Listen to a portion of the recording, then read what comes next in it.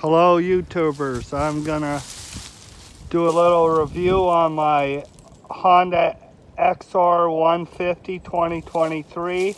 I put a couple reviews on before. Here's what I'm doing to try to get this bike trail worthy.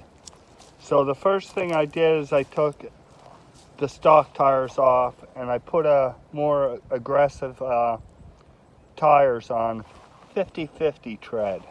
The reason why this is important, if you're going to do a lot of trail riding, the stock tires are mostly street oriented.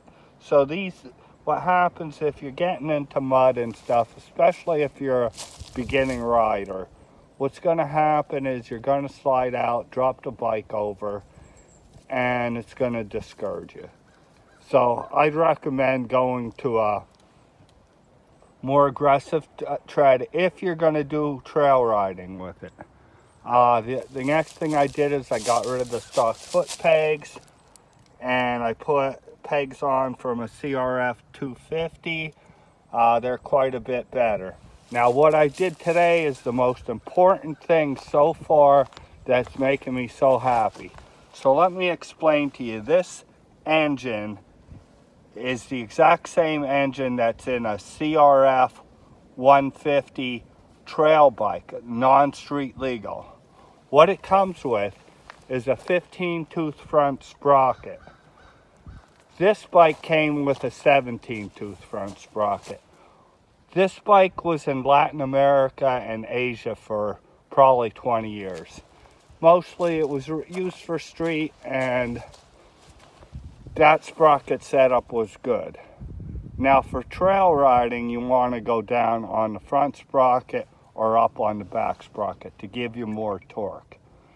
Now I went to a 14-tooth front sprocket. I didn't have to take any links out. I just put the sprocket on and adjusted these back bolts here, and you have to readjust the brake. Now this 14-tooth front sprocket is making such a remarkable difference with my trail riding with the extra torque. First gear would be mostly what you would use on your trail riding if you were going on any kind of inclines or anything like that. But now I'm finding second gear lugs really nice and low. I would recommend this to anybody. Even if you only go to the 15 tooth on the front, that'll be fine. But I wanted to get as much torque out of it as I could without taking links out of the chain. So you could go to a 14-tooth front sprocket. You could order it I ordered mine through my dealer, but you could go on JT Cycle Parts and put in the make and model of your motorcycle and they'll send you one. It was, from the dealer, it was $27. I think you could get it for $15 if you order it direct by yourself. But this is a recommendation that I would, if you're going to do a lot of trail riding, I would recommend this to anybody.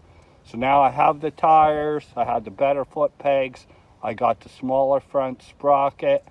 I do have to put a skid plate on yet, and that's all I'm going to do to this bike.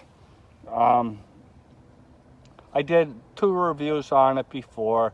What I really love about this bike, it's an entry-level bike. You got 7.1 inches of front suspension. I think you got 11 inches of ground clearance, and you got 5.9 inches of rear suspension. You got what you got. Nothing's adjustable. In the manual, when it comes up, not in the manual, but what they claim that the rear shock has a preload adjustment. It does not have an adjustment. You got what you got. There are no adjustments. But to be short on this, I would go down a few teeth on the front sprocket, keep your costs down. Anybody who does this, let me know how it works out for you, because I'm what a difference that I'm noticing. And I'll keep you up to apprised on anything else I decide to do to this. I might do a rejetting on the carburetor yet, and that'll be it. And then this bike is what it is.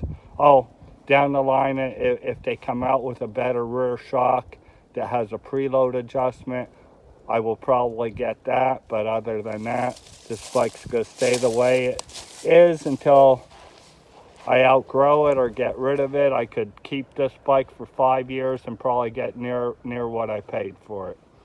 But everybody have a good day. Signing off, and I'll keep you posted. Thank you.